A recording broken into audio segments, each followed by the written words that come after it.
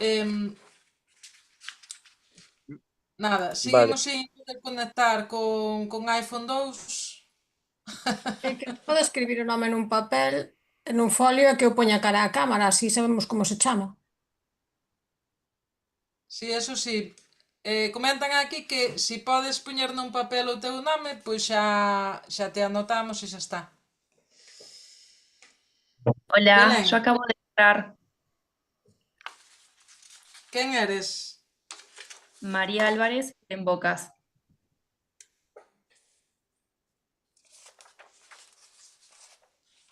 María Álvarez. Moi ben. Sí, esa misma. Gracias. Sí, Belén, xa estás registrada. A ver. Jaime. Vale, Jaime, moi ben. Jaime Pavón.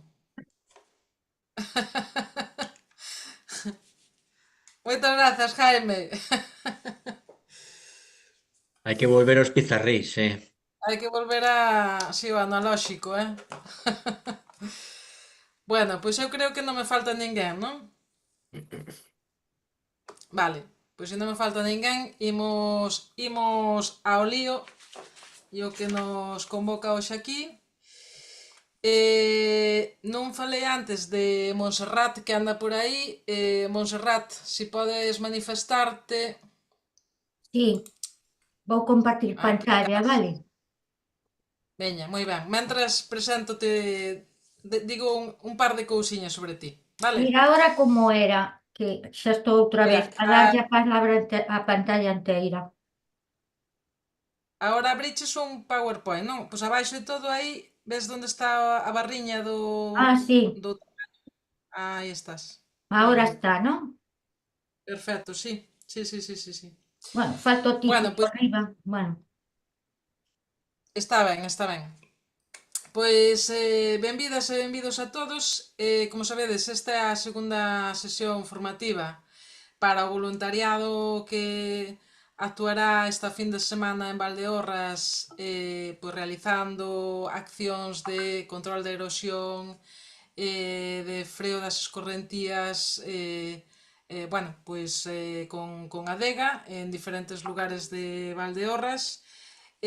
Como sabedes, para nós é moi importante que o voluntariado que participe nestas accións que nos organizamos pois vaya con suficiente información e ben formado bueno, pois para poder actuar en lugares que están agora mesmo moi vulnerables e que son moi sensibles. E polo tanto, pois para dotarnos desta formación, acudimos ás especialistas, as persoas que están traballando moi de preto, pois todo o que ten que ver coa erosión do solo, como que solucións dar unha vez que pasen os incendios forestais, que facer, que non facer. E hoxe contamos cunha das meirandes especialistas na materia que temos aquí no país, que é Montserrat Díaz Raviña. Ela xa pon aquí na súa presentación, como vedes, algúns apuntes sobre quen é, presidente da sección de Bioloxía da Sociedade Española de Ciencias do Solo, vicepresidenta da Asociación de Amigos de Historia Natural na Universidade de Santiago de Compostela e traballa no CSIC, en concreto no Instituto, na Misión Biolóxica de Galicia, que ten aquí sede en Santiago de Compostela. Bueno, ela traballa nun grupo que ten xa 45 anos de experiencia na liña de investigación relativa á loita integral contra os incendios forestais, tanto no que é a prevención como a extinción, a avaliación de impactos e recuperación destes espazos, e tamén traballa na elaboración de protocolos de actuación en zonas forestales queimadas que, bueno, pues son documentos super necesarios cando falamos de saber que facer nestas situacións e sobre todo cando nos diriximos a persoas pois, que non temos o mellor esa experiencia que se require para tratar con este tipo de zonas, non? Agradecerlle inmensamente a Montserrat que teña accedido á invitación de Adega. Ela vai expoñer durante media hora, 3 cuartos de hora, e despois pois habrá lugar para que vos pois tamén poidades facer as preguntas que consideredes, que necesitedes trasladarlle a Montserrat. Así que sen máis dilación, pois damoslle paso a ela. Nada, moitísimas grazas, Monse, adiante, cando queiras. Bueno, en primer lugar, agradecer a invitación e decir que sempre estou disposta a colaborar. Unha das nosas tarefas non só é investigar, sino facer e publicar, sino que facer que eses datos cheguen a donde teñen que chegar.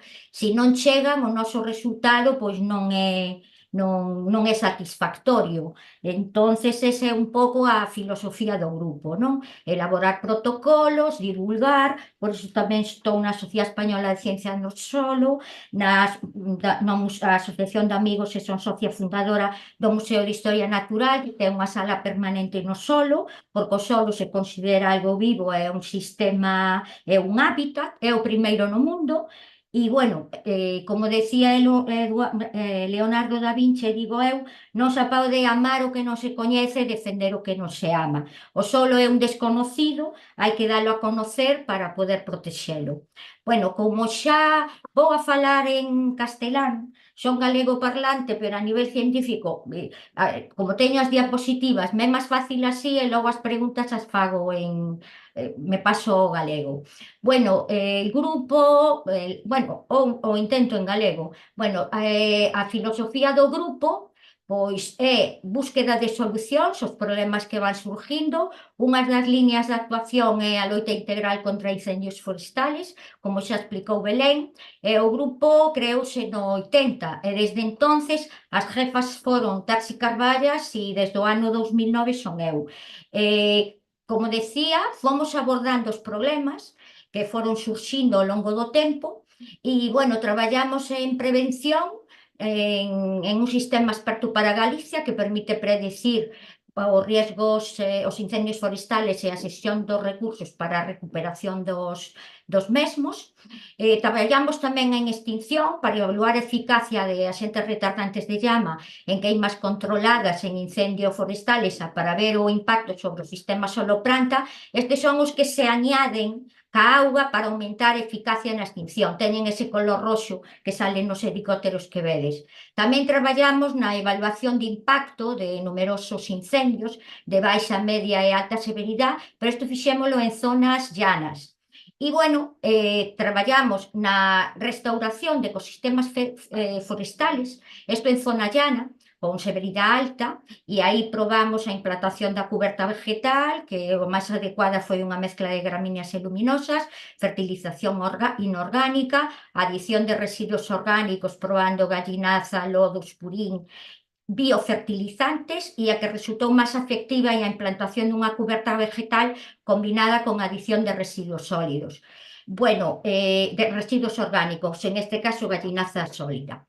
A última línea, e isto foi a raíz da Marea Negra de Incendios do 2006, foi a de protección e estabilización do solo. Isto, ao contrario co anterior, non é unha práctica de restauración, é a primeira fase da mesma, que é estabilizar o solo, facer que se quede aí para logo proceder á súa recuperación. E logo do solo e logo regeneración da vegetación. As zonas son de incendios de severidade media e alta, pendiente elevada e lluvias intensas, porque en este caso hai riesgo de sufrir erosión posincendio, que é un efecto indirecto, pero como sabedes, as consecuencias son moito maiores que as do incendio en sí na zona, porque pode chegar a zonas non afectadas polos mesmos, varios kilómetros, non? Incluso, como sabedes, o mar.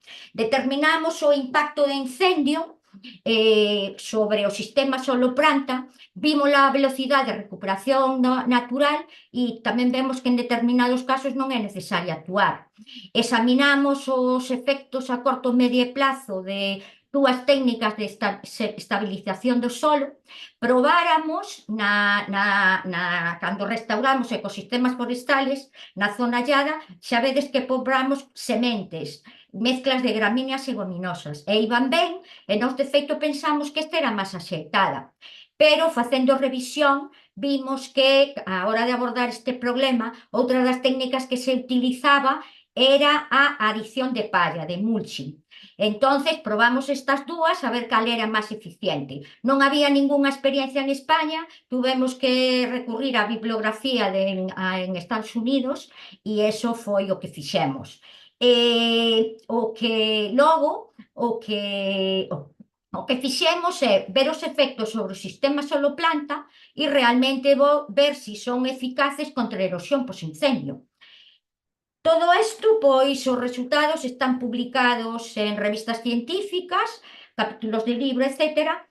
E elaboramos diversos protocolos de actuación que axudan a toma de decisións no manejo sostenible de ecosistemas forestales queimados, e estes protocolos son para colectivos de distinto nivel, distintos sectores. No ano 2010 fixemos unhas xornadas internacionales, investigación e gestión para a protección do solo e restauración dos ecosistemas forestales afectados por incendios forestales, no que conseguimos reunir por primeira vez en España a investigadores, gestores, administración e as comunidades de montes. Entonces, a raíz de aí, pois trouxemos tamén a Robbie Schott, un americano que falaba do tema, e xa sabedes, o de Bienvenido Mr. Marshall. Entón veu a xunta, todos interesados e tal.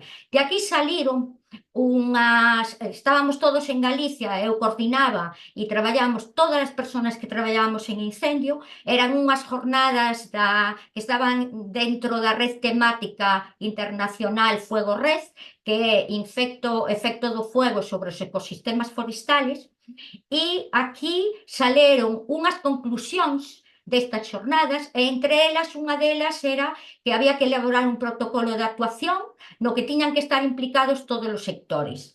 A raíz de isto, elaboramos xunto co Centro de Investigacións Forestales de Lourizán, que, como sabedes, depende da Xunta, e investigadores de todas as universidades, un protocolo de accións emergentes contra a erosión de actuacións forestales quemadas, guía para a planificación en Galicia, que isto é o que están utilizando os xestores, a Xunta de Galicia, desde ese ano, non? Desde o ano 2007 ou así, e desde o 2010, que eles precisamente fixeron unha actuación. Aí vedes que están botando palla con helicóptero en zonas de difícil acceso.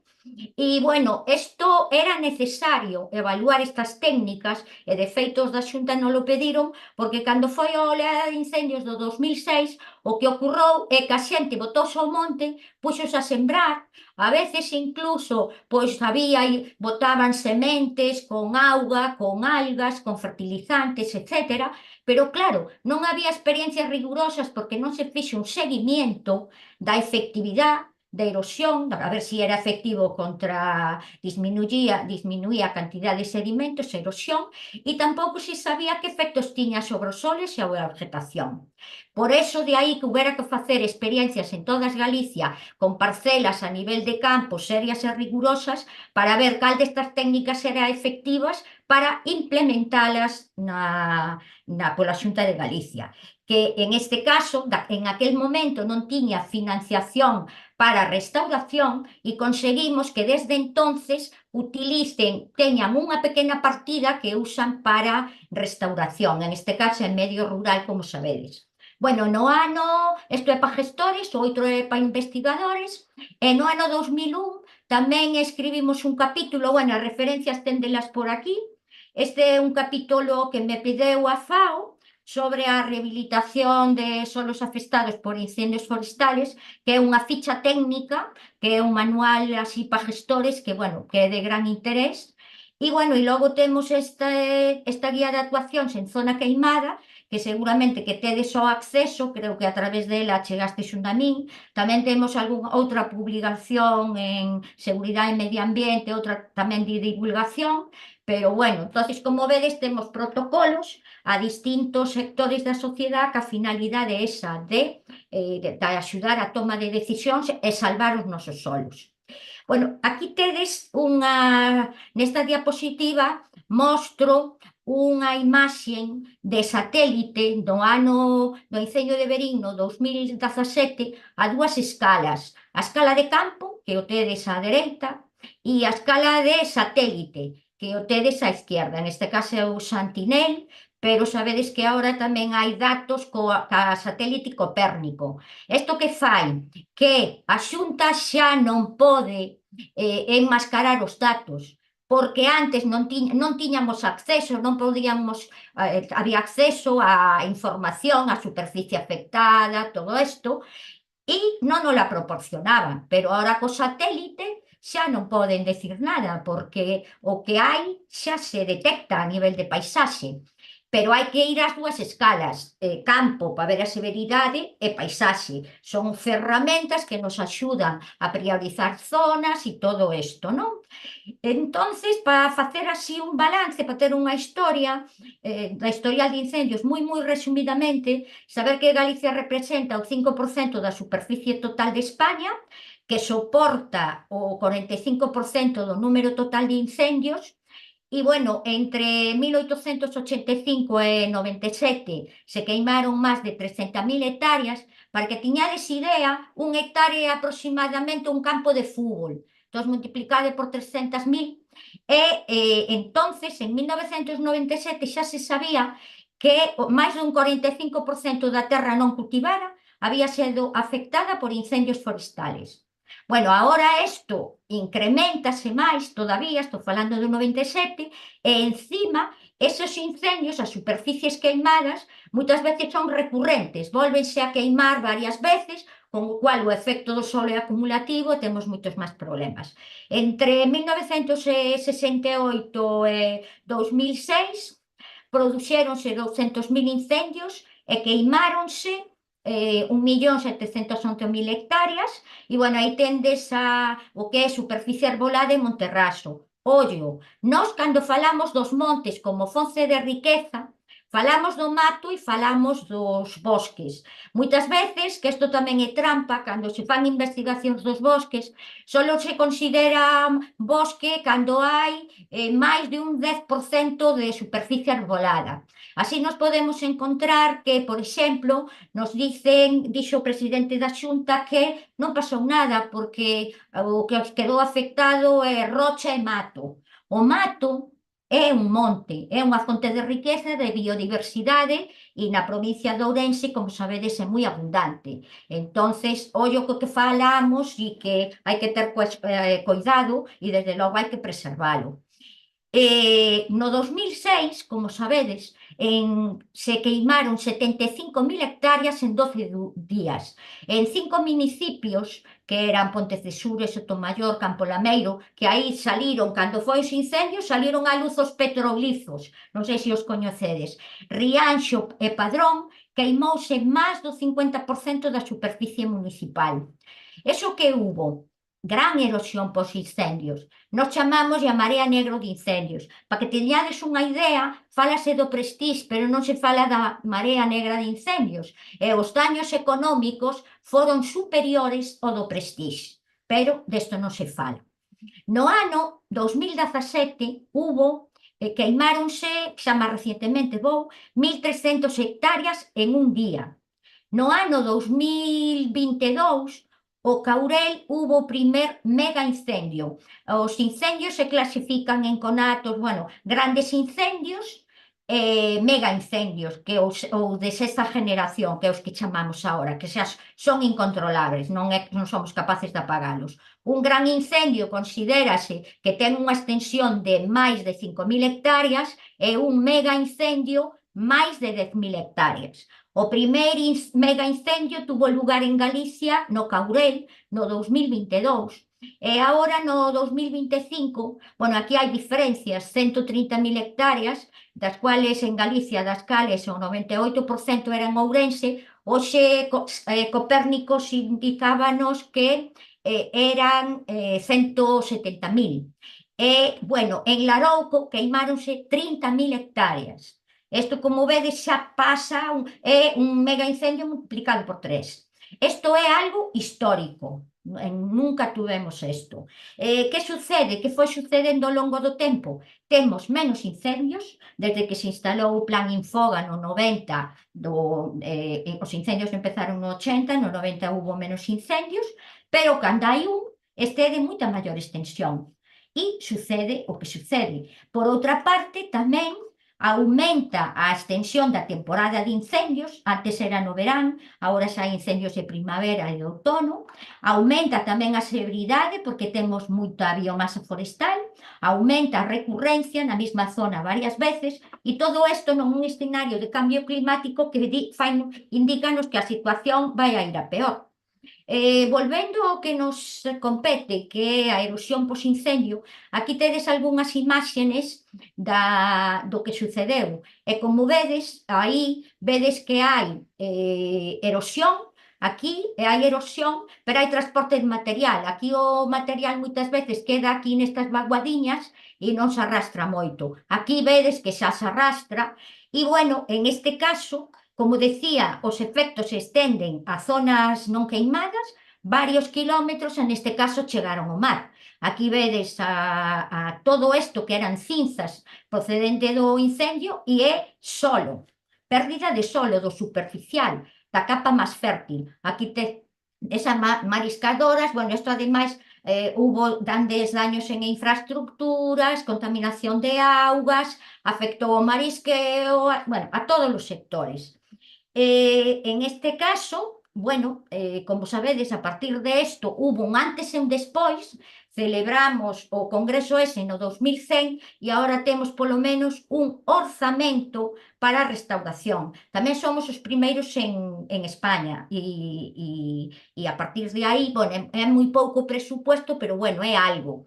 De feito, saleu no periódico o outro día, bueno, onte, que a Xunta iba a actuar, eu non sei se vos formades parte desto ou non, 200 hectáreas no entorno de Valdeorras, creo que falaban de 200.000 euros, e destes municipios que tendes aquí, e que iban a empezar este fin de semana.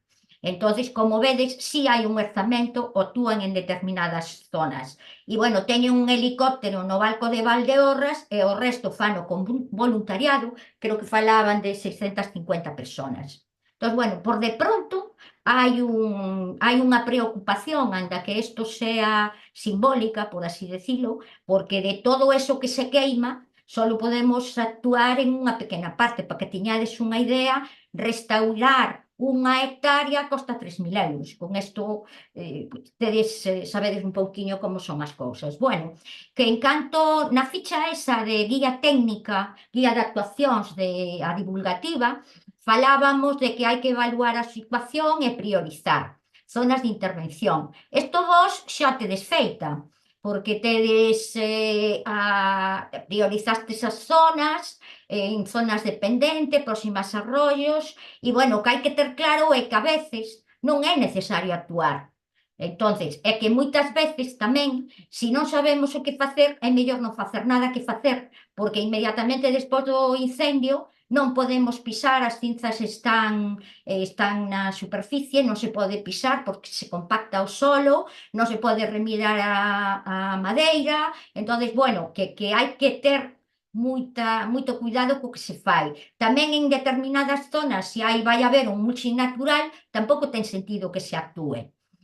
No que respecta a selección de, bueno, aquí unha das prioridades é actuar en zonas de alta severidade, pendiente alta e donde próximas a zonas de actuación. Para ver onde actuamos incendios de alta severidade, pois en Galicia nos determinamos que hai 5 niveles de severidade. Isto mírase no solo, é moi heteroxéneo. O que temos que ir ao campo é ver as zonas como están e ir a ver onde son as zonas de alta severidade para ir a actuar.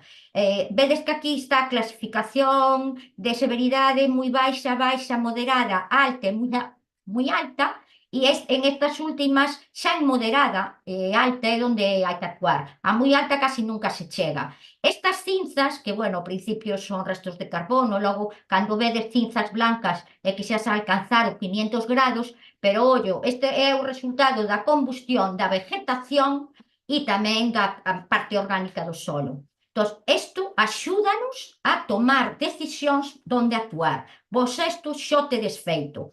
En canto a seleccionar a que técnica é a máis adecuada, aí é onde traballamos nós para facer estudios rigurosos e serios e ver. Este é un caso do que vos decía que non é necesario actuar. Por que? porque o incendio non afectou a totalidade das copas. Entonces, o que sucede é que as acículas de pino caen sobre a superficie do solo, non está desnudo, xa está protegido. É un mulching natural, o mismo que vamos a facer ca palla. Entonces, en estes casos, cando impacte a auga, pois xa as acículas se pegan ao solo e non se pode arrastrar co impacto das choivas. Entonces, pois este é un deses casos dos que falábamos. En este caso vedes as cinzas blancas que indica que hubo combustión de 500, se alcanzaron 500 grados. Bueno, isto é por os niveles de severidade dos que falaba. Vedes que este solo son cinzas, son nutrientes. A materia orgánica pasou a inorgánica. Estes nutrientes é un incendio de severidade alta. En zona llana, si chove, estes nutrientes se perden por lavado. Entón, hai perda de fertilidade. E en zona llana tamén hai que actuar. Convén actuar antes de que veñan tamén as choivas.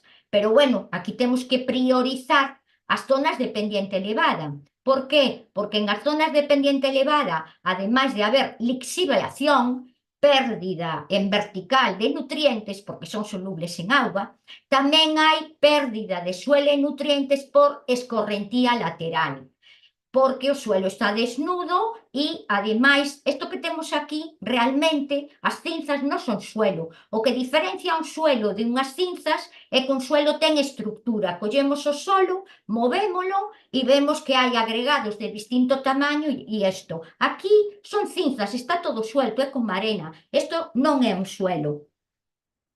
Bueno, nós probamos o que vos decía, as sementes e o acolchado de palla. Probamos distintas dosis, logo nos quedamos que resultaron máis adecuadas.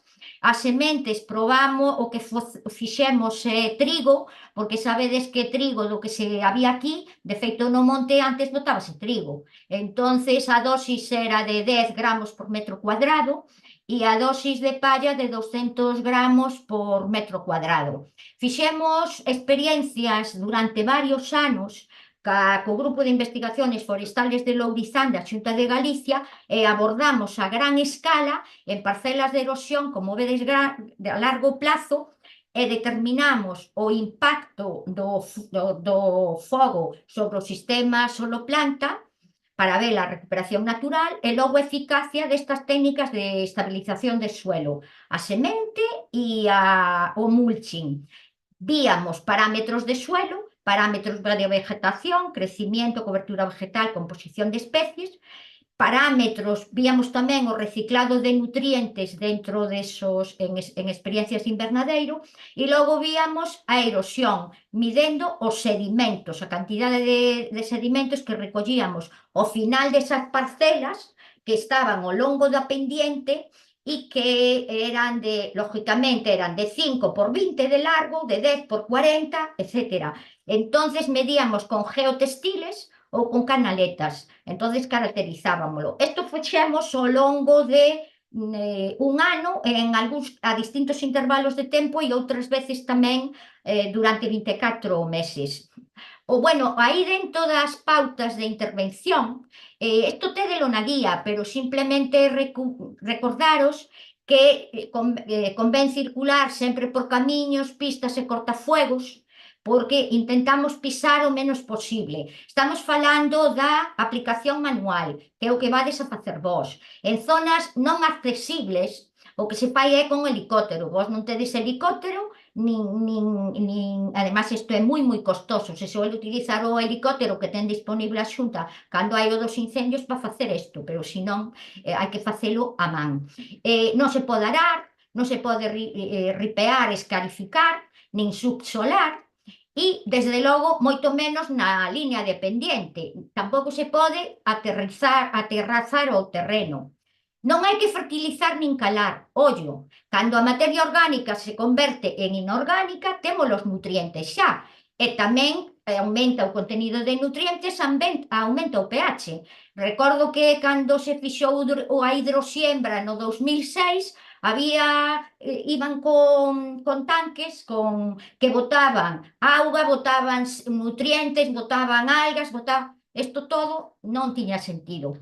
Tamén se recomenda non cortar os árboles e arbustos que podan rebrotar, sería esa regeneración natural. Os pinos queimados, que hai que retrasar a corta 3 ou 4 meses, e logo tamén, cando se talen as daladeras, nas curvas de Limén, lógicamente, faceino en fases alternas, para que desta forma actúen como fajas e corten a erosión. Tamén se recomenda conservar as ramas e restos de corta sobre o terreno, trituralos e tamén utilizalo como un tipo de mulching de protección do solo. E logo, cando hai arbolado non madeirable, podíanse talar árboles alternos, tumbalos e utilizarlos como fajinas, non? E, bueno, isto sería, e facer tamén, desta forma estamos facendo terrazas naturales. En esas terrazas, como víamos no suelo natural, é onde se harán depositando pouquiño e pouco sedimentos, e ao final non van a chegar ao mar ou ás augas, a donde sea. Bueno, todo isto nos permiteu elaborar protocolo de actuación. Aquí tedes zonas, en dunhas delas, as de A corresponden ao Parque Natural, todas estas son incendios naturales. Entonces, aquí corresponden as A ao Fragas do Eume, como sabedes hai eucaliptos e tamén hai vegetación autóctona. Aquí nesta zona llana non actuamos e aquí nesta zona si actuamos. Isto é Vilarrebós, en Ourense, no 2008.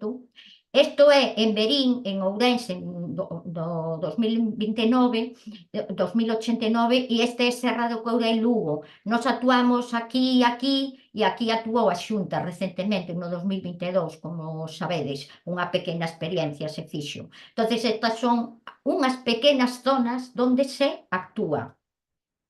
Bueno, tamén quería facer hincapé a que os incendios se están repetindo nas mesmas zonas, o que falaba na recurrencia. Cada vez o efecto do sol é acumulativo, en cada incendio se perden por escorrentía de 0 hasta 2,5 centímetros de suelo, e cada centímetro de suelo tarda entre 100 e 1000 anos en formarse. Nós, donde antes había robles, pois ao mellor agora hai pinos e en uns sitios había mato, en outras vegetación herbácea e outros xa temos rochas directamente. Isto védelo moitas veces nas montañas de Ourense. Bueno, aquí foi onde nos fixemos as parcelas experimentales e onde actuamos. Isto é Laza, así estaba. E aquí aplicamos mulching, aquí fixemos siembra e mulching en Laza. Aquí aplicou a Xunta co helicóptero, vedes estas manchas, porque aquí nós non tiñamos acceso.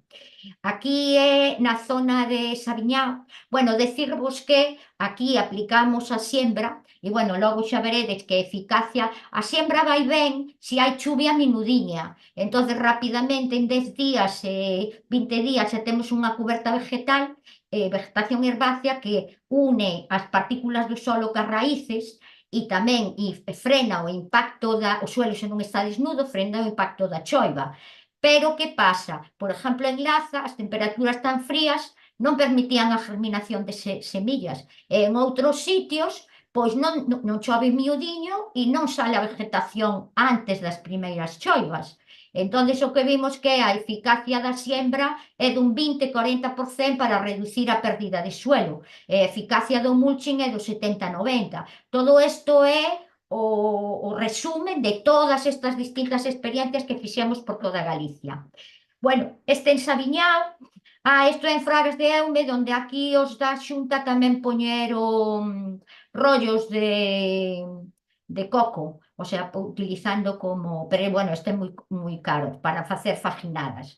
E, bueno, e aquí temos unha zona donde vedes o que vos dicía dos pinos, e esta é unha zona onde aquí quixemos optimizar, ver a forma de aplicación máis adecuada, porque tuvemos que optimizar dosis e tamén optimizar a forma de aplicación. A Xunta vai nos preguntar sempre optimizar dosis e optimizar forma de aplicación, porque sempre hai que ver relación coste-beneficio.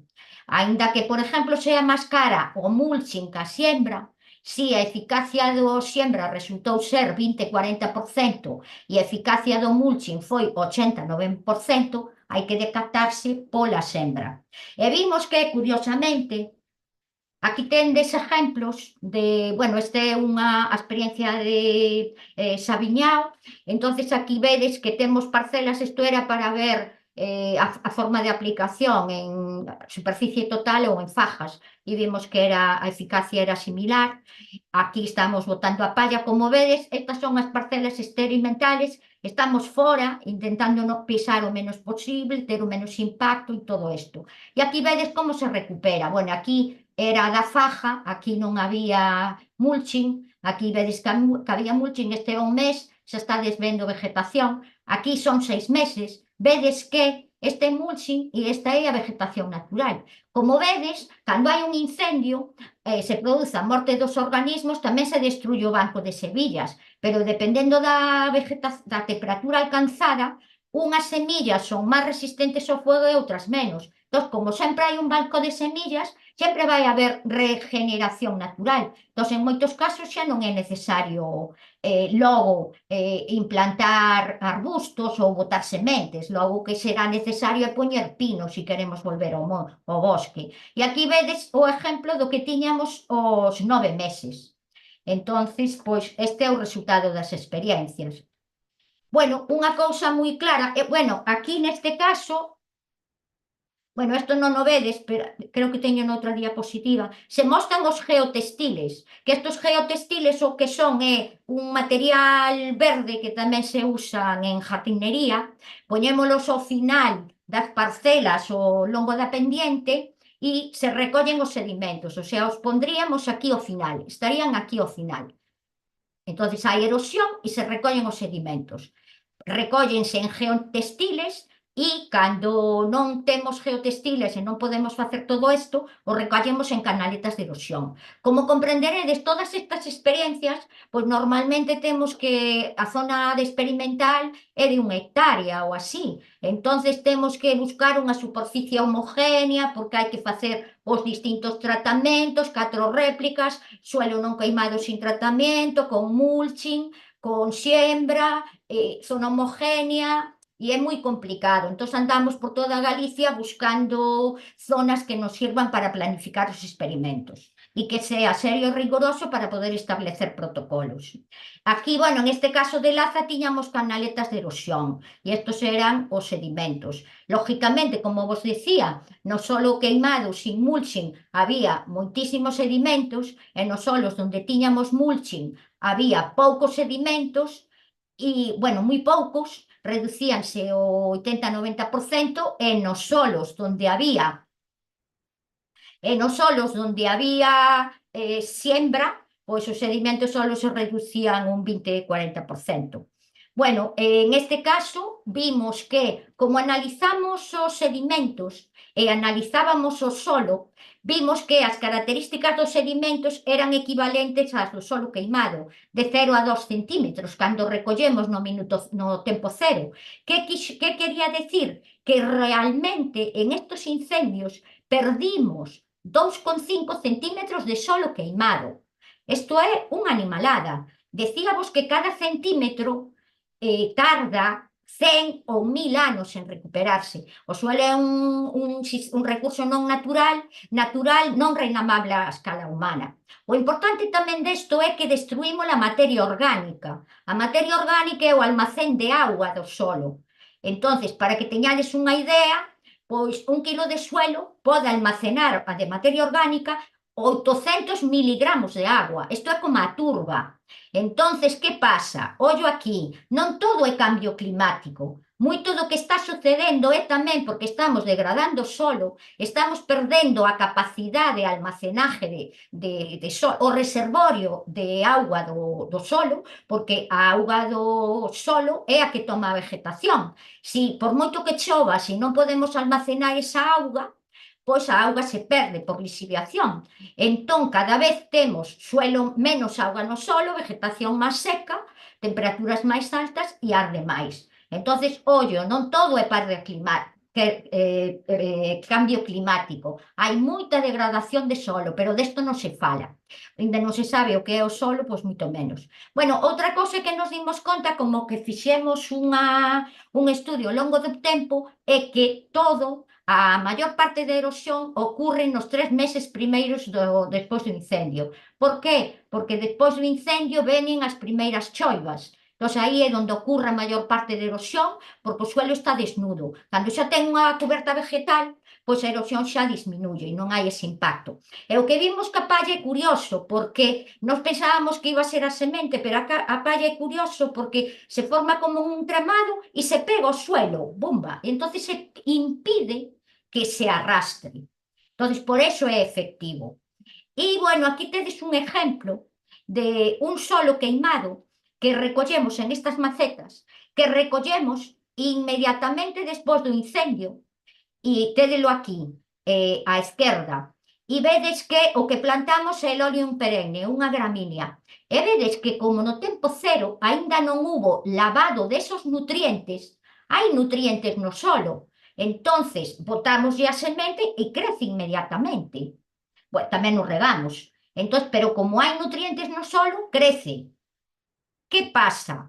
Que recollemos despois o solo no campo, ese mismo solo 3 meses despois do incendio. Como vedes aquí, eses nutrientes, como choveu, se perderon por lavado. Entonces, botámoslle as mismas sementes e a vegetación é raquítica.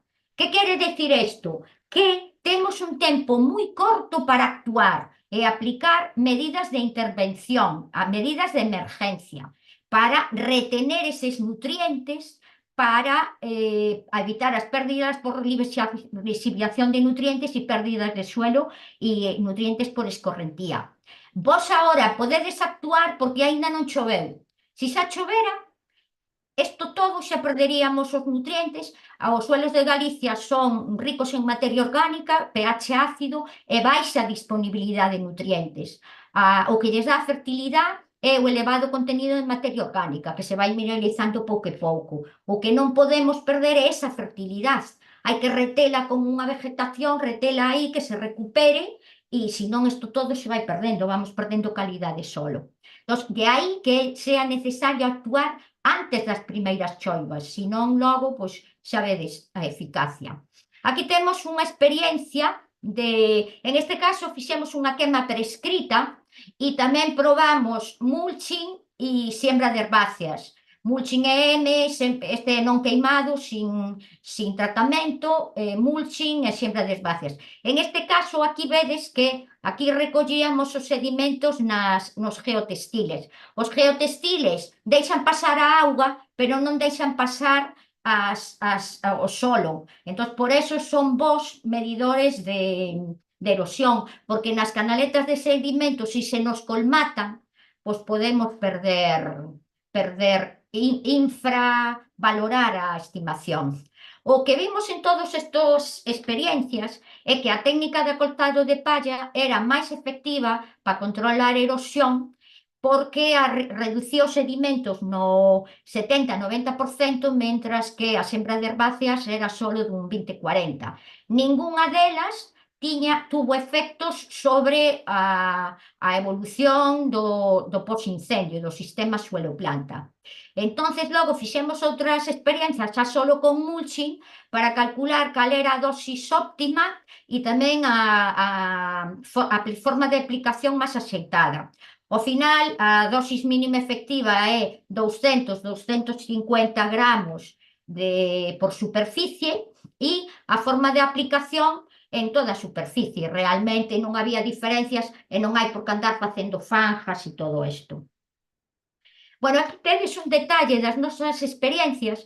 Como vedes aquí, é todo moi complicado porque hai que ser serios e rigurosos. Aquí tiñamos este era un cortafuegos, entón era ideal, porque aquí tiñamos as parcelas do non queimado e por aquí, ao azar, tiñamos as réplicas do mulching, que é a M, 1, 2 e 3, en este caso só podemos ter 3, e das sementes. Entón, estos son os diseños experimentales, recoller sedimentos, evaluar suelo, vegetación e sedimentos e seguir o campo. Aquí vedes o que pasaba 3 meses despois do incendio en Laza. Vedes que esta palla pero xa vedes que está salindo a vegetación natural. Esas sementes que salen. Bueno, esto, decir unha cousa moi importante, que isto de botar, isto simplemente é o primer paso. O único que estamos a facer é facer que ese solo permanezca aí. Pero ainda non empezamos.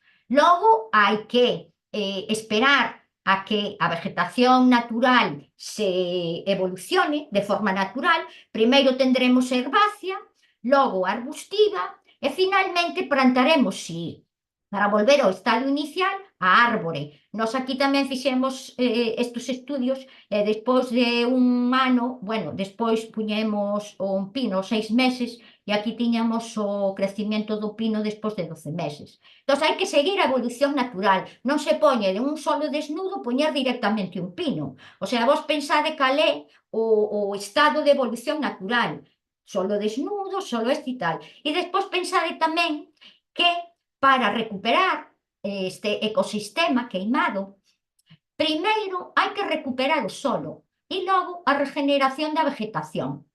Porque sin solo non hai vegetación e sin vegetación non hai solo. Pero, ollo, primeiro é o solo. Se non temos solo, é imposible que teñamos unha vegetación. E tamén o suelo, tamén hai que elegir a planta en función do solo, do clima e das características do solo. En un suelo esquelético pouco profundo non podemos poñer un árbol. E ao mellor xa solo dá para vegetación herbácea para un suelo de arbustivo, unha vegetación arbustiva. Entón, cuidadiño co que facemos. E pensar, non estamos restaurando, estamos simplemente estabilizando o solo, protexendo. Bueno, aquí decirvos, aquí queda claro, non? A actuación de emergencia, vedes aquí as accións que hai que facer, isto está nesta guía, que hai que facer dentro son a corto, medio e longo plazo. Nas que hai que facer no primeiro ano, esta da que falamos é esta, é o primer paso. Depois hai que cortar árboles, mitigar, facer isto, logo 3 anos despois rehabilitación, reparar estruturas, tal, bueno, tedes aquí. E logo restauración, solo e vegetación. Entón, isto é o primer paso, e hai que recuperar o solo primeiro e regenerar a vegetación. Moitas veces non é necesario actuar, depende de se é zona llana non e como sea a evolución natural, e hai que facelo ao longo do tempo. Aquí hai un problema. Bueno, recordade tamén que os protocolos, este protocolo é específico para Galicia, bueno, para suelos de zona templado húmeda, que tamén vale para o norte de Portugal. Pero os protocolos non valen para todos lados, non hai un protocolo único. Por exemplo, os protocolos na zona mediterránea non teñen nada que ver cos nosos, porque ali as primeiras choivas veñen, non chove, non teñen problema de choiva e actúan moito máis tarde. Pero nós temos que actuar rapidamente. Por outra parte, teñen outro tipo de solos. A erosión non é... Nós, por exemplo, aquí, ali a erosión é por repelencia. E hai unha relación entre a cantidade de sedimentos e a cantidade de precipitación. Aquí en Galicia é por flujo de saturación. Entón, non ten nada que ver unha cousa con outra. Os protocolos teñen que ser específicos para esas zonas. Logo, temos un problema, que é que as funcións, primeiro, a Consellería non sabe, poño o exemplo do Caurel, non sabe que o solo é algo vivo, que este é un concepto reciente, que sabemos que é necesario para manter a vida no noso planeta, porque nos proporciona os servicios ecosistémicos, e entonces a Consellería de Medio Rural é a que se ocupa e a que está financiando pois estas prácticas de recuperación, pero realmente non é recuperación. Van ao solo e miran a severidade para ver onde actúan. Este primeiro análisis, non? Impacto sobre o solo, zonas de pendente, se hai cerca acuíferos, Pero só fan esa evaluación. Pero despois da recuperación, da restauración do ecosistema, recuperación de solo e regeneración de vegetación, eso realmente é competencia da Consellería de Medio Ambiente e Cambio Climático. Que pasa? Cando foi no Caurel, no 22, pois nos alá fomos a falar ca conselleira de Medio Rural, co conselleiro e ca conselleira de Medio Ambiente. Entonces, Medio Ambiente nos mandaba a Medio Rural, porque como eles facían esta fase de estabilización, pois nos decía, no, cos solos xa traballan eles. E Medio Rural nos decía, no, nos é este primer paso, logo son os de Medio Ambiente. E como os de Medio Ambiente non sabían que o suelo era un hábitat e que é o primeiro que hai que vixiar, pois entonces ao final colleron a expertos e fixeron restauración e non contaron cos especialistas de solos. Fomos eu e o presidente da Delegación Territorial da Sociedade de Ciencia do Solo e nada, con nós non contaron. Contan cos de sempre, se reparten o pastel, xa sabedes o que pasa e non nos dan a oportunidade. Entonces, hai tamén unha falta de comunicación entre os científicos e os políticos, os gestores, os que toman decisións, e claro, depende do conselleiro de turno, do que este ao cargo, pois que este sensibilizado co tema ou non. Neste caso, pois, unha conselleira pode ser especialista en dereito, se non sabe que o sol é un hábitat, pois a donde vamos a parar? Bueno, simplemente aquí quería recordar tamén que aquí tamén a posibilidade de regenerar, restaurar os ecosistemas queimados é os suelos da zona tempano-húmeda, como hai moita materia orgánica, moito carbono, e isto todo se destrueu, temos eses solos degradados, se os restauramos, temos unha gran capacidade de recuperar os servicios ecosistémicos, secuestro de carbono, almacenamiento de auga, aumento de biodiversidade, pero hai que facelo pouco e ao longo de moitos anos. Non vale facer isto que vades a facer e punto pelota, hai que facerlle un seguimento e seguir cunhas prácticas de actuación ao ano, de 1 a 3 anos e máis de 3, que é o que hai que facer. E é observar e actuar. En unha zona vai ser unha cousa, en outra. En unha zona vai ser mellor meter unha árbore, en outra. Todo isto hai que ir ao campo e tomar decisións. Teñen que ser especialistas. Pero o que quero decir tamén con isto, que hai que restaurar os ecosistemas forestales é necesario porque temos tan poucos solos fértiles que se calcula, a FAO dice que no ano 2050 non habrá suficientes alimentos para alimentar unha población que está crecendo. Non só hai o Servicio Ecosistémico de Provisión de Alimentos, tamén secuestro de carbono, biodiversidade, etc. É dicir, que xa non nos podemos permitir o lujo de solo conservar, solo protexer. Incluso temos que recuperar, porque hai tan pouco, pero que pasa? Que recuperar é moi caro. Entonces, habría que dedicarse máis a gestionar, en eso estamos traballando nós, ahora estamos traballando máis en prevención, na gestión dos montes, en prevención, para evitar que haya que gastar moito diñeiro en extinción e logo algo en recuperación. Pero casi todo, 75% do presupuesto se vai en extinción. Estos son cartos tirados, porque o ano seguinte aí non queda nada. Entón, tirar cos cartos ano tras ano. Entón, pois, bueno.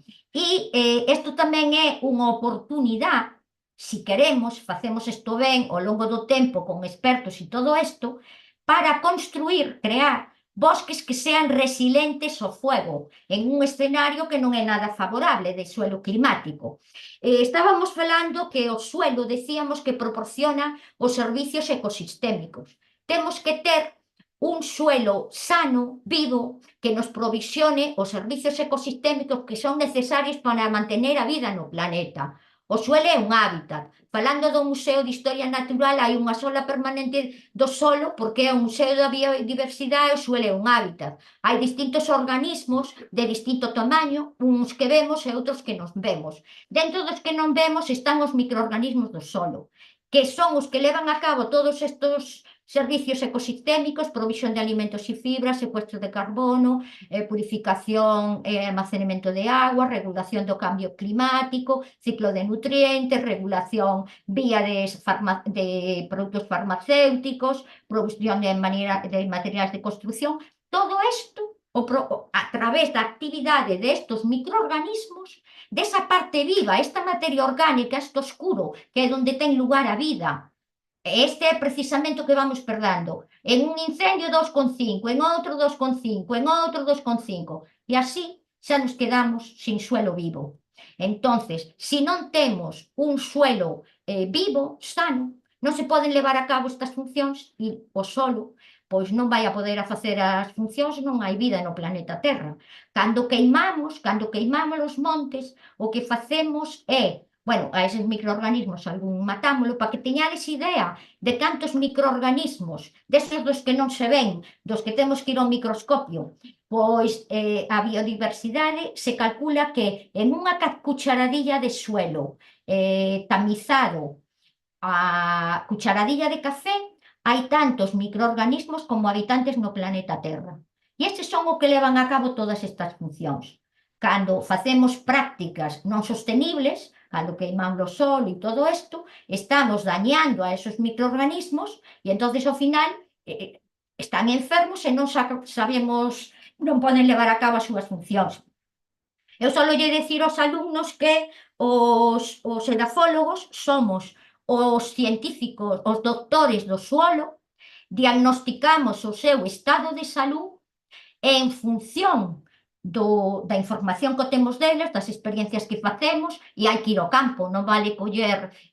hoxe en día traballan moitos digitales con modelos, pero isto non é a realidade. Hai que ir ao campo e hai que tomar decisións nese momento. O campo é moi impredecible.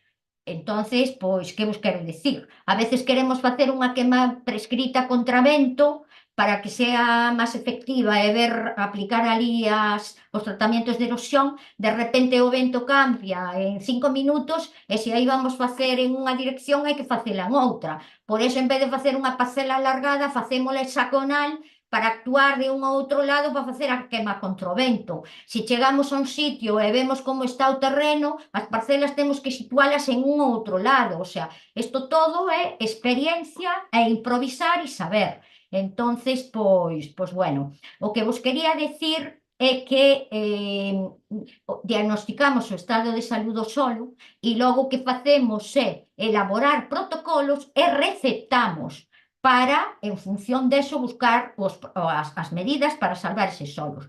Pero, ollo, pensade que as recetas tamén teñen que ser específicas, porque se decimos que o suelo é algo vivo e que tarda millóns de anos en formarse, eses microorganismos que hai aí, eses organismos que hai, resulta que o solo ten un historial médico, e en función das prácticas de manejo que haya, non vai a responder o mismo ao tratamento que llevamos a dar, o protocolo. Nos comprobamos que, por exemplo, suelos que han sido expostos a un incendio durante 2 ou 3 veces responden de forma distinta que aqueles que é a primeira vez. É como igual que solos que han estado expostos a herbicidas, pois responden a un segundo ou terceiro tratamento de distinta vez, xa son máis tolerantes. Pensade que son organismos vivos. Entón, isto é moito máis complicado do que parece. Non é tan simple e temos que saber o que estamos manejando. Entón, bueno, nós en este sentido, falábamos que son da Sociedade Española de Ciencias do Solo, presidente da sección de Biología, entón facemos divulgación en distintos ámbitos para concienciar sobre a importancia do solo, para poder saber o que é, porque como está debaixo da terra non o vemos, e sobre todo non temos idea que vai da rocha hasta aquí arriba. Como só vemos a superficie e vemos vegetación, parecenos que non pasou nada, pero sí que pasou. Pedemos profundidade, pedemos diversidade, tanto da vegetación herbácea e arbustiva como da biodiversidade microbiana. Entón, estamos un pouco concienciando e para intentar, porque isto é unha labor de todos. Entón, todos temos que axudar e todo isto. Temos un proxecto do solo que coordina o Vivir no Solo e está en 11 idiomas, está considerado pola FAO. O concepto de suelo vivo en Galicia xa está moi arraigado. Precisamente eu creo que porque vemos os organismos, temos moita materia orgánica e entonces somos moi dependentes da terra, sabemos que a terra, se non a cuidamos, non produce. Entonces, pois, ese sentimento está moi arraigado. O Comi Vivir no Solo editou o Consello da Cultura Galega no ano 2000, eu no 2015 retomei o proxecto para conmemorar o Ano Internacional do Solo, e nós xa tiñamos esa idea de solo vivo antes que o resto da comunidade científica. Este cómic agora está traducido a 11 idiomas, está acceso na página web, la podo pasar. Tamén fixemos unha unidade didáctica, Vivir no solo, para axudar aos profesores e concienciar. Logo, aquí hai outro cómic que me regalaron a min os nenos italianos, porque a través do cómic Vivir no solo, Vivere no solo, na edición en italiano, lles fixen conservar, amar e conocer, amar e respetar o mismo. E logo, pues, aquí tamén elaboramos, vedes, uns marcapáginas que representan este pedión artificial do solo, que está na sala permanente de solo no Museo de Historia Natural, e representa unha das caras. Aquí fala do solo vivo e aquí dos servicios ecosistémicos. Estos marcapáginas, se queredes, os podo enviar e que os reparten, témonos en 8 idiomas. E con respecto á sala permanente do solo, os invito a vela, cando veñades a Santiago, ao Museo de Historia Natural, e decirvos eso que é a primeira sala, o primer museo de ciencias que alberga unha sala permanente de solo. Además, representa un pedión artificial tridimensional de un solo vivo. Normalmente os solos, museos de solo, é solo museo de solo, son monolitos, unha placa con distintos horizontes, e non ten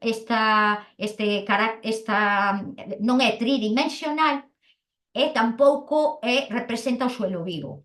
Según os de neurociencia, para ter imagen de algo, o suelo parece algo abstracto, pero para que teñamos unha idea de algo, temos que ter líneas, formas e, sobre todo, profundidade. De aí que esta representación tridimensional, un hexágono que ten 50 centímetros de lado e 1,5 metros de alto, sea unha forma de concienciar, de visibilizar o solo, de concienciar sobre a súa importancia para intentar protexelo e salvalo. Entón, o que vos pedimos é que nos axudedes a facer isto. E logo, para terminar, quería mostrarvos aquí un resultado. Isto é unha queima prescrita que fixemos en Tomiño para ver o efecto dos agentes retardantes de llama. A queima era prescrita, foi de baixa severidade. Fijádevos, pedimos biodiversidade vegetal. Aquí é a zona non queimada e aquí é queimada. O que pasa é que aquí en Galicia, como resulta que chove e inmediatamente, como hai auga e non hai un límite do crecimiento, a vegetación crece, dicimos, pois xa está. Pois non está, porque perdemos solo, perdemos biodiversidade vegetal e perdemos biodiversidade microbiana. Entonces, o que interesaríamos, o que falaba da oportunidade e da gestión, o ideal sería ter un paisaje en mosaico para ter bosques resilientes ao fogo. Se vamos a restaurar ecosistemas forestales e vamos a intentar ter montes con mato e con árbores, podemos intentar facer as cousas ben. A erosión, para resumir, é a causa principal da degradación do solo e está ligada a pendentes fortes e a lluvias abundantes. Que pasa? Que se acentúa cos incendios forestales, porque o solo está desnudo, totalmente desprotegido, a estructura está todo suelto, as partículas están soltos, non hai agregados, entonces, pois se perde. E tamén decir que é o eterno olvidado na política forestal. As políticas forestales, eu tamén son profesora da U Vigo, dou clases de máster, e nas ingenierías forestales, a asignatura solo, fijádevos, nós podemos cultivar en invernadeiro, facer cultivos hidropónicos, pero árbol e mato non podemos facelo, nin en laboratorio, nin en invernadeiro. Pois resulta que a asignatura de solo é unha pequena parte de todo a carreira dunha asignatura. Entonces, nada, pensamos solo na vegetación e non se pensa no solo. E como decía, primeiro é o solo e logo a vegetación. E o bosque ten 3 extractos: a herbácea, o matorral, o arbustivo e a arbórea. E antes de todo eso ven o solo. En función da profundidade do solo e dos nutrientes, da calidade mismo, habrá que elegir unha planta adecuada para ese solo e ese clima. Entón, isto é crítico.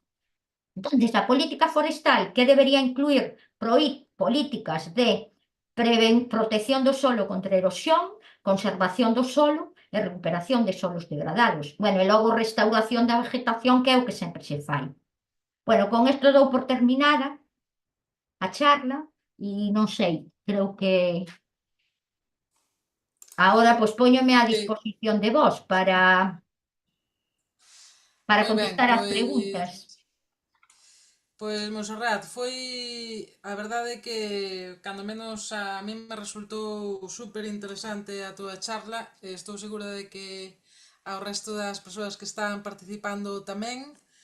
Agradecerche de novo a túa colaboración. Casi me atrevo a preguntarche, a facerche a primeira pregunta. Antes de nada quería clarexar co voluntariado tamén, e tamén contigo, que a actuación que vamos facer esta fin de semana en Valdeorras é unha actuación que, bueno, pois é iniciativa de Adega, para que non contamos pois con colaboración institucional, malia que foi requerida. Sí que contamos coa colaboración dos concellos afectados, que, malia a ser os que están pasando peor e están en peores circunstancias, pois nos deron unha maravillosa acollida e nos van a apoiar no que poidan esta fin de semana, nos van pois dotar de todo o que necesitemos, así que, bueno, temos que darlles as gracias a eles, aos concellos de Valdeorras que nos apoiaron.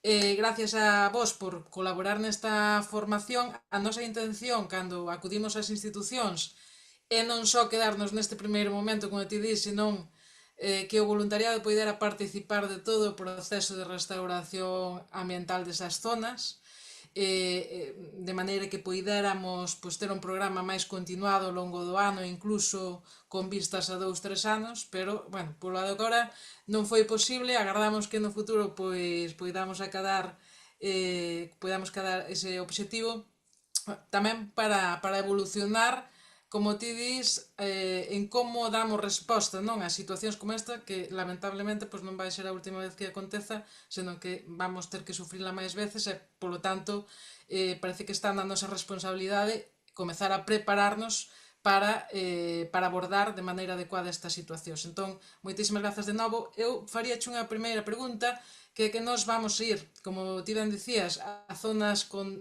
certa pendente, próximas a regos, a ríos, a ladeiras de, bueno, vales de río. Algúnas delas non teñen nin sendeiro, non teñen camiño, e entón ali vamos pois botar palla. Unha das preguntas que che faría sería como consideras ti que debemos de aplicar ese esparcimento de palla de maneira que non, digamos, danemos o mínimo posible o solo queimado.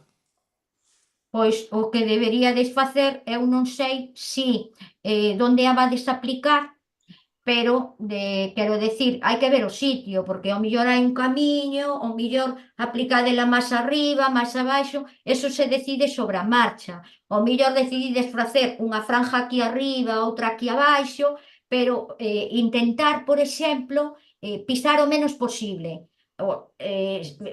Si vades por un lado, pois, si vades ide por unha esquina, non sei se me explico, se tedes unha parcela ou facedes unha franja de, non sei, 10 por, non sei en que parcelas ou que dimensións vades a facer en franjas, porque claro, ten que ser moi longa, ten que ser, nós que as parcelas que traballamos para frenar a erosión suelen ser pois de 4 por 20, 10 por 40, é dicir, que ten que ser alargada, porque se é moi estreita non vale unha franja ancha e pouco estreita, ten que ser ao longo da pendente e moi alargada. Entón, ao mellor podes facer unha ao longo da pendente alargada, deixar un trozo, facer outra máis para baixo, depende de como sea.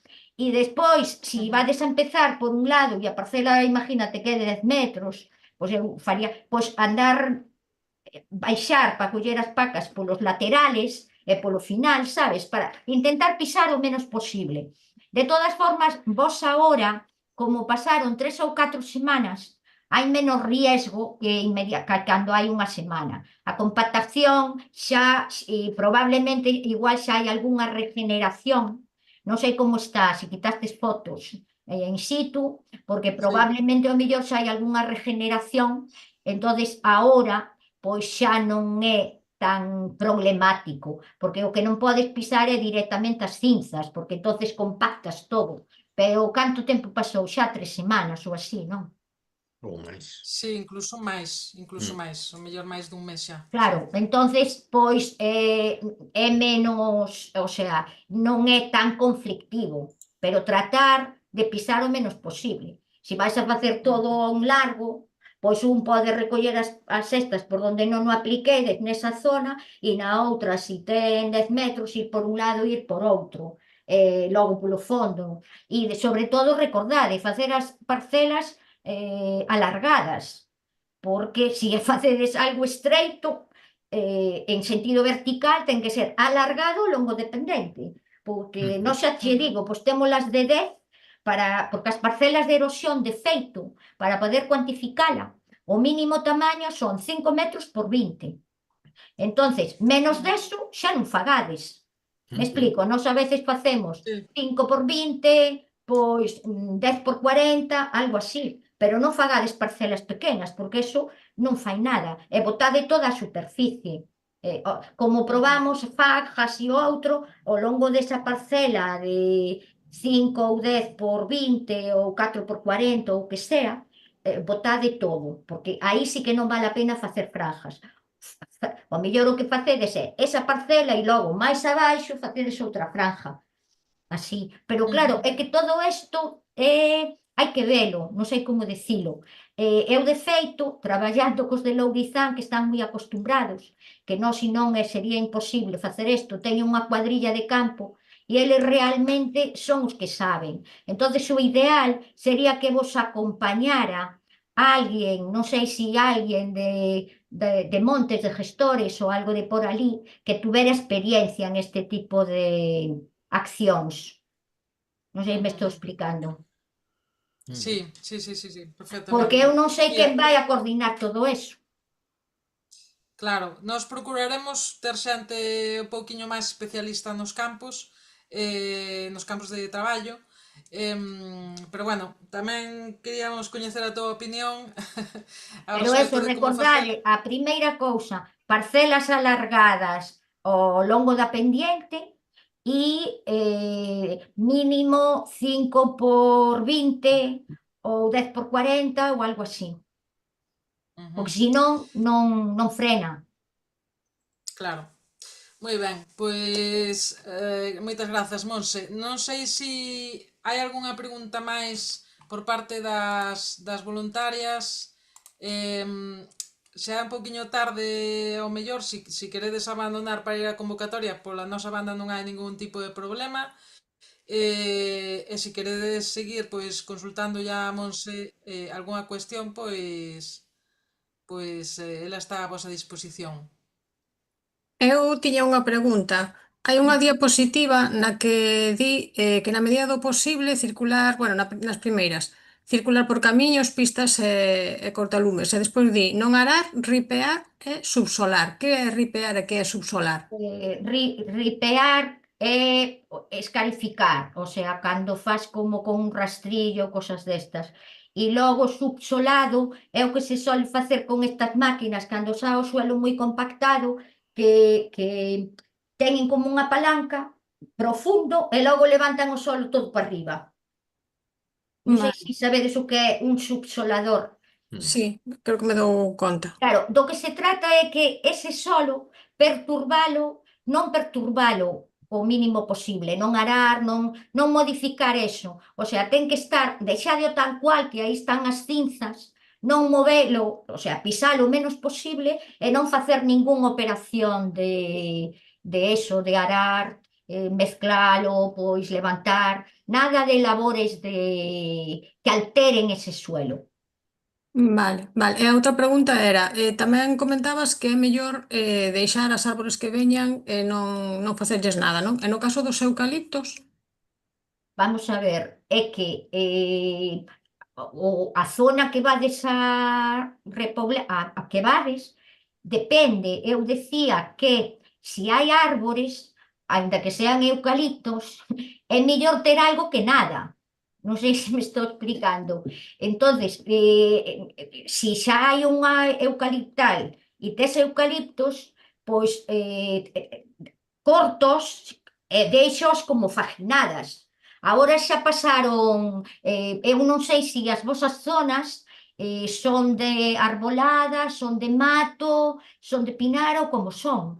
Entonces, si son plantacións de eucaliptos, non creo que sean plantacións de eucaliptos. Eu me imagino que en Ourense será máis que mato e pino. Ujú. E se hai Sí, sí, pinos, sí. os pinos Sí. que estén totalmente queimados, sabedes o que decía, hasta 3 meses non se recomenda quitar a madeira, porque cando vai a madeira van máquinas que moi compactas, moi pesadas. Por eso tamén ti cando aras, subsolas e faz todo eso, generalmente falo con máquinas, pero ao mellor tamén non podía desfacer calzada ou co que sea. Sobre todo cando a xente falaba de sementar, pois a veces pensaba que había facer cousas destas. Entonces, todo estas labores que sean de introducir maquinaria pesada non interesan en estos primeiros meses. E logo se vos decía, si o árbore está totalmente queimado, hai que cortalo. Pero tamén vos decía que o que convén é, despois de 3 meses, cortalos, ilo cortado ao longo das curvas de nivel e ao mellor cortar unha faja, deixalos ali para que túan como terrazas de sedimentos e logo máis tarde cortar outra máis abaixo e ir facendo así deste tipo de cousas. Si os árbores están totalmente secos, pois xa está, o sea, se tedes trozos de árbores por ali, o que vos decía, si podedes aproveitar e poñelos como barreras de sedimentos e o ideal moitas veces é ter ali e triturar e deixalo tamén como isto, pero eu creo que non vades a ser capaces de facer isto porque non vades a ter maquinaria nin nada. Eu creo que o que procede é que poñades un mulching e xa está. Non sei se me estou explicando. Sí, Porque sí. tampouco vades a facer barreiras de sedimentos, isto e tal. Isto eran un pouco medidas para tamén a medio e máis largo plazo, non? Pero agora o que procede inmediatamente en este tipo de terreno, que me imagino que é mato e con algo de árbore, non sei como está a cousa, pois vai ser fundamentalmente facer acolchado. E recordade, se hai pino e hai acículas, porque non se afectou a totalidade das copas, pois entonces, aí non actuedes. E desde logo, se hai eucaliptos, se están salindo, pois é mellor ter eucalipto que arrancar ese eucalipto, ti o que queres é proteger o solo. A mí se me sale un eucalipto, eu deixo. Despois, máis adiante, xa mirarei de cambiar por pinos. Pouco e pouco, pero non vou arrancar un suelo desnudo é o que ten riesgo de erosión. Se tes un eucalipto estáche protegendo contra a chuvia e que as raíces sujetando o suelo, non o arranques. Deixo aí. Sempre é mellor ter unha planta que non ter nada. Logo xa iremos cambiando. Vale, unha última rápida. Parece que daban choiva para o domingo, creo. Eso afecta algo ao protocolo? Non Pareceme ben. afecta para nada. O que pasa que, se son choivas miúdas, pois vai ser bo porque van a salir as semillas. Bueno, as semillas, o banco de semillas que hai aí. Recordade que vos decía que tampouco é necesario sembrar para protexer aquí, porque aí está un banco de semillas que van saindo. Entonces, se chove miudiño, pois eso estará ben. Ahora, se chove fortísimo e resulta que o suelo está desnudo, xa vades a perder nutrientes. Vai haber arrastre, pérdida de suelo e nutrientes, escorrentía. Se chove ben miúdo, vai haber lisiviación solo. Me explico, comenzou na llana. Se chove miúdo, pois non vai haber escorrentía lateral, nin pérdida de suelo.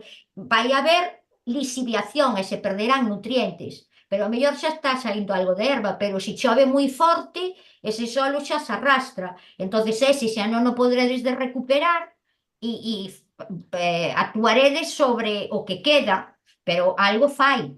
O que pasa é que xa se perderá unha parte importante, que é eses 2,5 centímetros dos que falamos. Ese solo xa se perde, vístelo, que as características dos sedimentos eran esos 2,5 centímetros. Entón estamos perdendo eso. Vale, vale, moitísimas grazas. Non sei se tendes máis preguntas. Sí, se podría facer unha preguntiña, Monserrat. Mm. Vale, mira, en principio darte as grazas pola presentación que fixeste, que me pareceu super interesante. Quería facerte unha preguntiña a hora de falar das faixas de mulching que se van a facer. Entendo que estas faixas se teñen que facer de maneira perpendicular á liña de máxima pendente, verdade? Claro, teñen que ser no, ao longo da pendiente.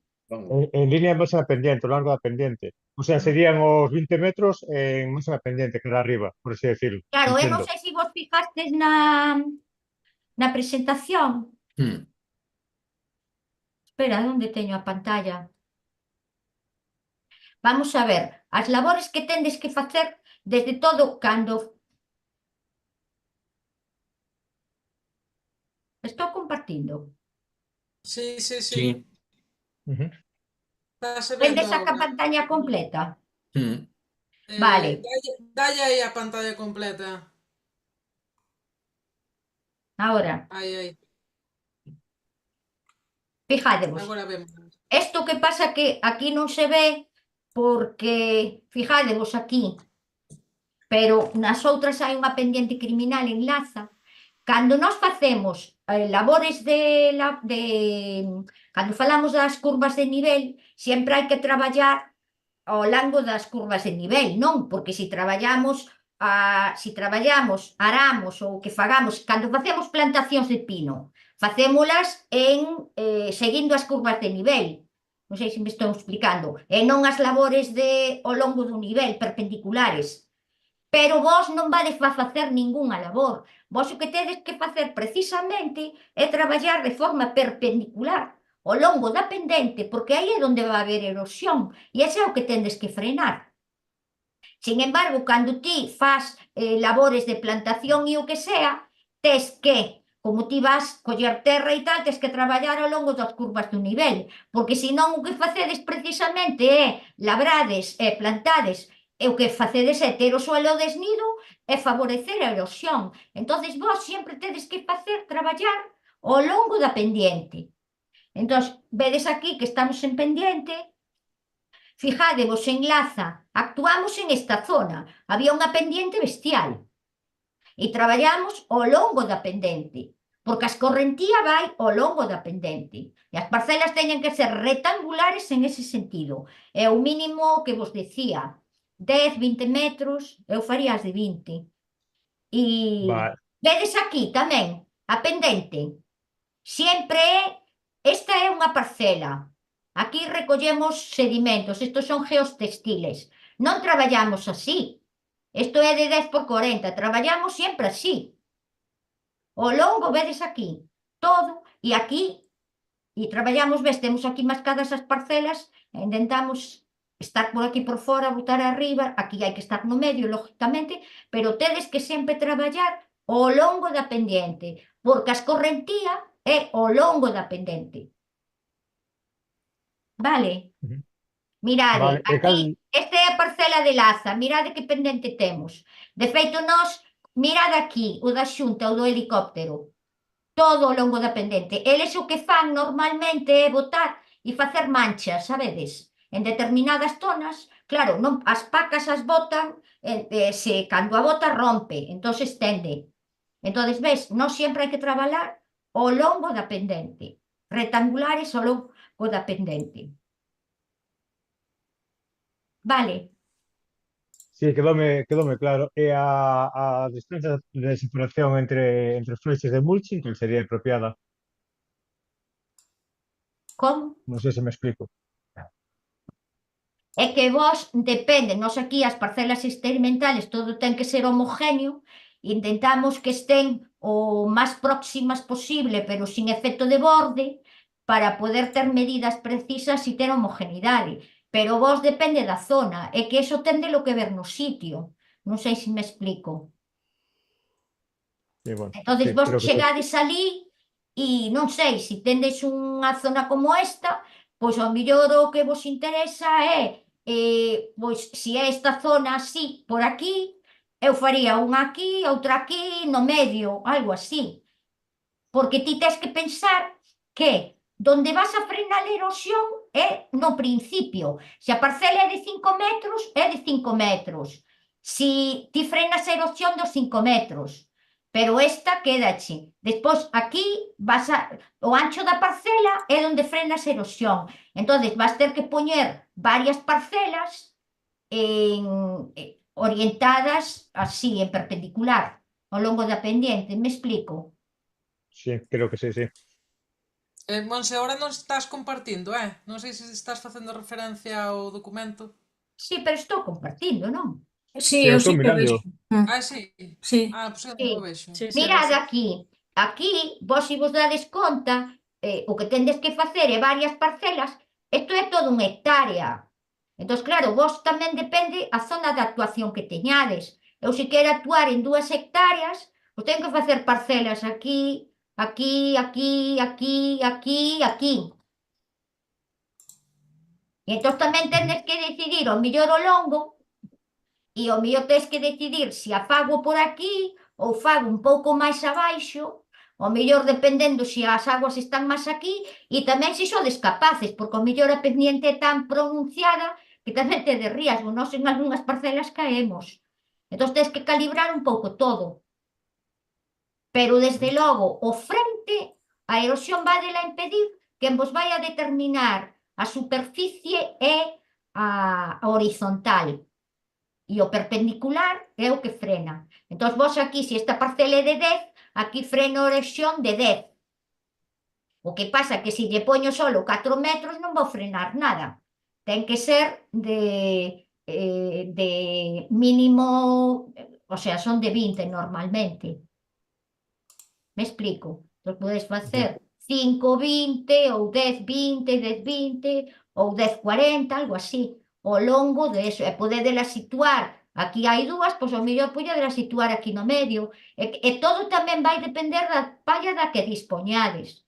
Pensade o da dosis tamén. Se botades moi pouca, pois resulta que non ten efecto. E se botades moita, resulta que ao final estades desperdiciando, porque podíades actuar en máis zona. En medido en dedos, por exemplo, algo que poidamos que sexa fácil de acordarnos, de que gordo Preguntaré. sería? No, o que tendes que facer é, eu non sei se as pacas as vades ter, como as vades ter, nós aquí tiñamos así en un plástico, pero non sei como as vades a ter. O que vos interesa ver ao principio é canto pesa a paca, que aí xa tedes a cantidade. E logo vos podedes medir, levade unha cinta porque para medir 10 por algo e sabedes a extensión que é e o que vades a poñer. Pero tedes que pensar primeiro canto pesa a paca. E logo na parcela, pois a extensión. Levade unha cinta para medir, para calcular. Pois un rectángulo é fácil de calcular, tantos metros cuadrados. Si son 250 gramos por metro cuadrado, tedes que multiplicar. Bueno, entre 200 e 250 é o mínimo. E aínda é unha capa, como vedes, E despois tedes que intentar que esa cantidade distribuíla homogeneamente dentro desa superficie da parcela que vallades a facer. Pero tedes que cantear ao principio. Eu que vos recomendo é que miredes ben isto antes de pensar con nada, porque hai que planificar ben e non facer malas cousas. Vedes aquí o que vos decía? O mulching está por aquí e por aquí xa están salindo a vegetación natural. E aquí vedes que está salindo tamén. E aquí, donde non hai franja, non sale. Donde hai franja, vedes? Sí, sí. Monse, así para dar algún dato, nalgúns sitios vamos ter pacas de 25 kilos. E noutras, como a palla pon o concello e atrae así como en grandes cantidades, sin atar, non sabemos como vai estar ata que non vayamos ali. Bueno, pois por Pero exemplo, en principio... pois os 25 kilos, si son 250 por metro cuadrado, gramos, entonces son 0,250 kilogramos. por metro cuadrado. Entonces, isto para canto vos daría?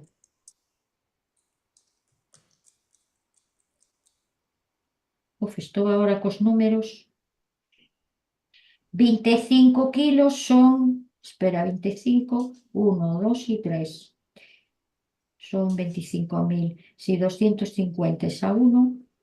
100 Si metros cadrados. 250 gramos es a 1, 25.000. Esa X, ¿canto sale? 100 O metros sea, cuadrados. 100 metros, son 100 metros cuadrados. Pois isto sería, 10 por pois 10 podedes ou... poñer, ten que ser máis larga que ancha, entonces podedes poñer 100, pois 20 por Por 5. 5. Por 5.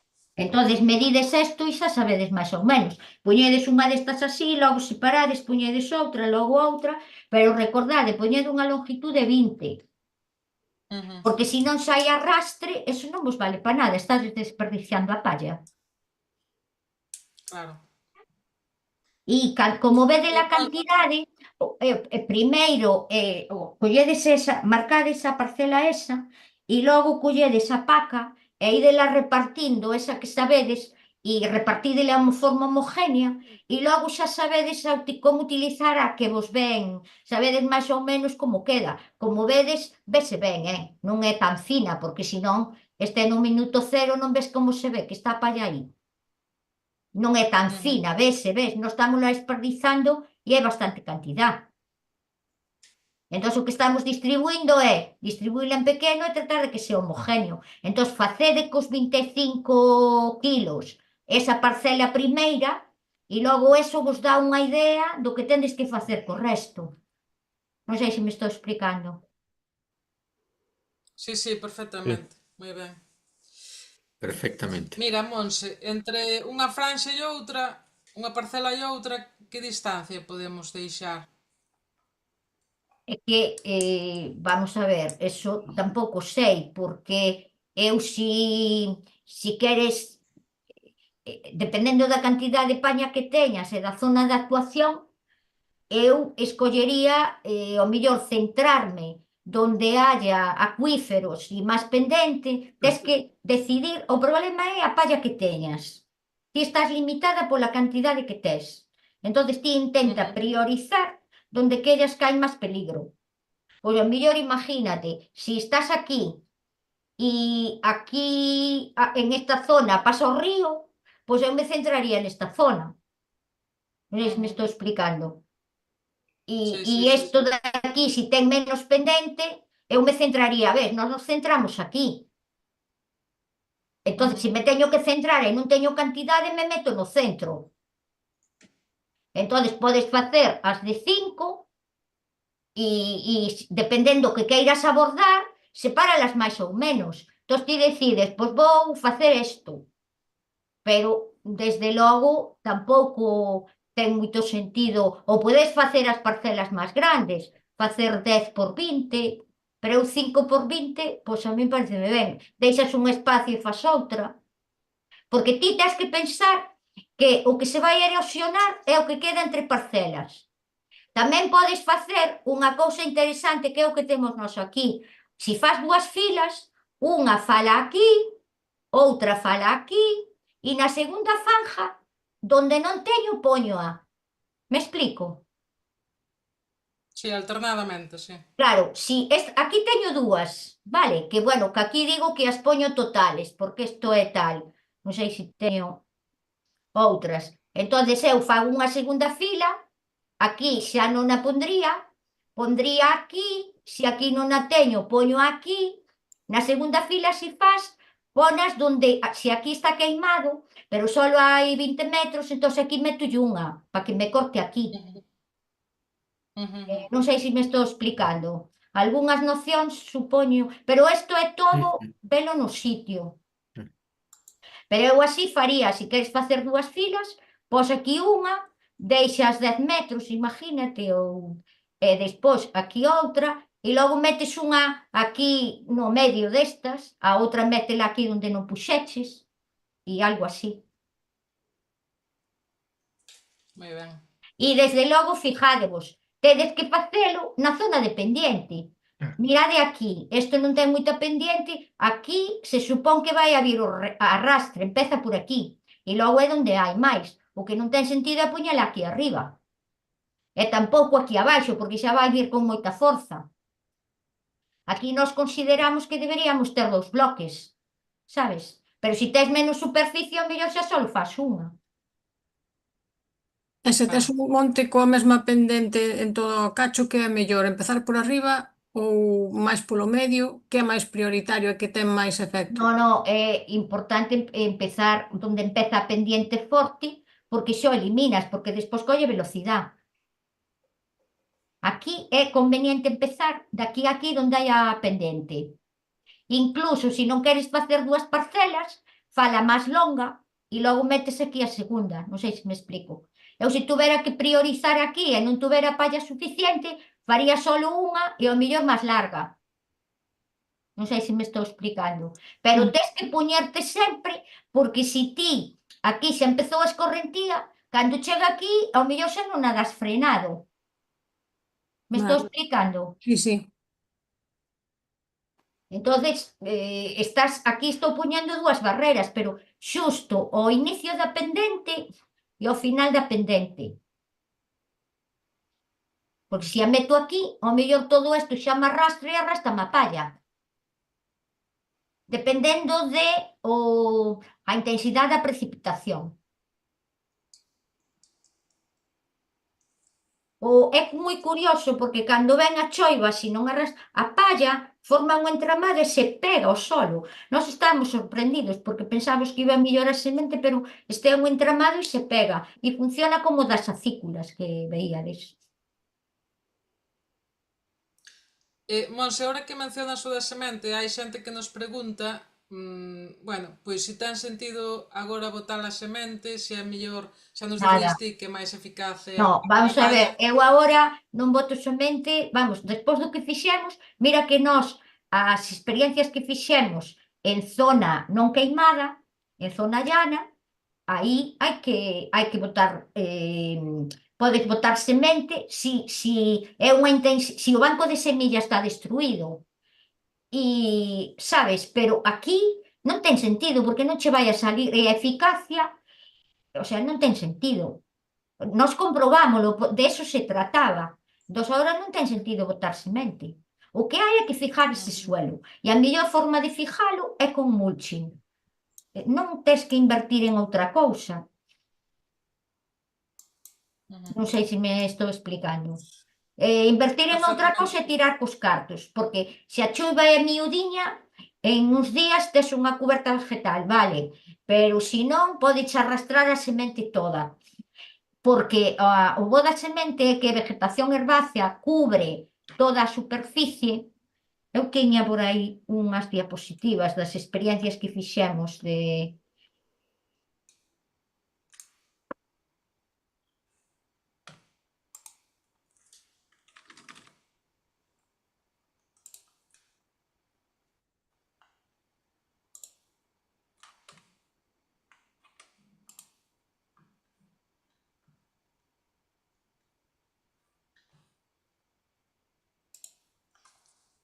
Non as teño aquí, non sei onde a teño. É unha experiencia que fixemos con...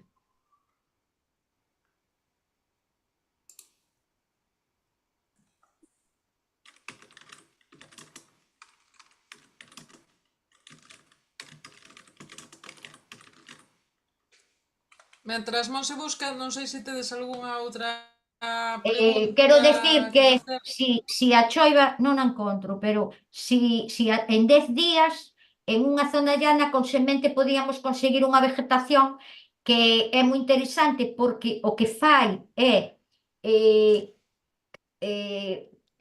atrapa esos nutrientes que están aí, que son das cinzas, e que si non se perden por lavado, e que a raíz é sujeto ao solo, e ca cuberta vegetal frena o impacto da choiva.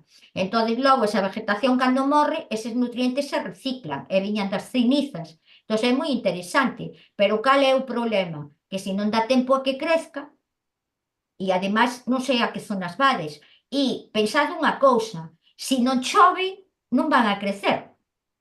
Ten que chover a miudiño, e se chove moito se arrastran. E despois tamén as temperaturas. Se estades en zonas altas e con pendente, a nosa enlaza, bueno, estábamos a 1600, pero as semillas, como decía Bea, xa non salían, porque necesitan unha temperatura de germinación mínima. Entón, eu sementes agora nin de broma. Pero digo con feitos, estudios rigurosos, é tirar cos cartos, compra máis palla. Moi ben, pois facía falta coñecer estes traballos, Monse. Eu creo que xa temos que ir rematando. Non sei se tedes algunha pregunta máis que facerlle a Monserrat. Bueno, se Nese podo facer caso, pois... a última Sí, preguntiña.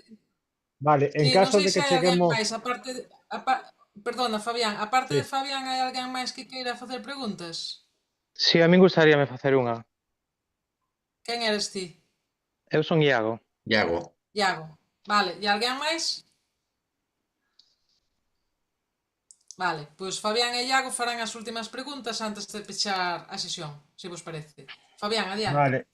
Vale, mira, como última pregunta, se ao chegar á zona de actuación temos a vegetación que está crecendo polo tempo que deba pasar despois do incendio, que non sei como estará. Mira, disculpa, podes falar máis despacio porque non te... Sí, perdoa. Se na zona de actuación xa temos vegetación crecida, que xa naceu, é aconsellable aplicar o mulching. Se xa tedes vegetación crecida e se cubre a superficie vegetal en un porcentaje, xa non é necesario que apliquedes mulching. O suelo ten que estar protegido. Se hai vegetación, esas raíces que vai ser herbácea van ter que as raíces sujetan o solo e ca cuberta vegetal impide xa o impacto da choiva. Hai que aplicalo onde o suelo está desnudo. Se xa hai cuberta vegetal, xa non hai que aplicar mulching. Me estou explicando? Sí. É tirar cos cartos. Isto é para aplicalo en solo desnudo. E se vedes manchas en unha zona, hai vegetación que pode ser, porque o que tedes que ter moi claro é que os incendios forestales é heterogéneo. Nunha mesma zona, bueno, aquí fijadevos, aquí hai carbón e aquí hai suelo mineral. Se hai troncos, dentro da mesma parcela podedes ter zonas de alta severidade ou de menos. Se ali houve un tallo e houve tal, queimouse máis, e se houve menos vegetación, queimouse menos. Entón, dentro da mesma parcela podedes ter parches, uns desnudos e outros con vegetación. Donde xa haxa vegetación, ali non vaiades. Tedes que ir ao suelo desnudo. É o que tedes que priorizar. Esa é a primeira cousa. Isto é como vos cando tedes unha ferida. O suelo está desnudo, tedes que protegelo, poñerlle unha venda. A venda é a vegetación. Se vos xa, ou mulching, se vos xa tedes eso protegido, non actuedes. É solo suelo desnudo. Donde únicamente actúas é donde haya suelo desnudo. Vale, gracias. Moi ben, Iago. Si, mira, eu quería che preguntar, no caso de non teres material para facer o mulching, no sitio como medida de emerxencia, poderías utilizar quizás os restos vegetais ou de arbustos que haxa ali para facer biorrollos ou Sí. fajinas. Fajinas, mira, na zona esta onde puxen, mira, nesta zona, aquí hai trozos, ves? Sí. Entón, eu cortaría estos e faría fajinas.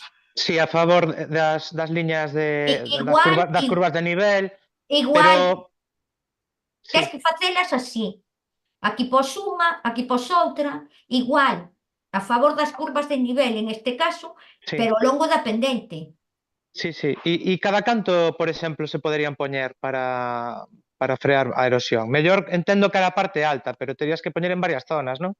Para reter en varios sitios os sedimentos. Imagínate unha parcela de 10 ou de 20, eu ao mellor pondría 3 ou así, sabes? Vale. Porque así tes un filtro, tes outro e tes outro. Vale. Ou seja, para 10 metros, 3. Bueno, eu faría así, no millor, Vale, vale, vale. É unha idea, con sí. polo menos 2, pero eu casi 10 metros, no, 10 metros 2, 20 metros 3, algo Vale. así. Pero claro, todo vai a depender da altura da túa fajina.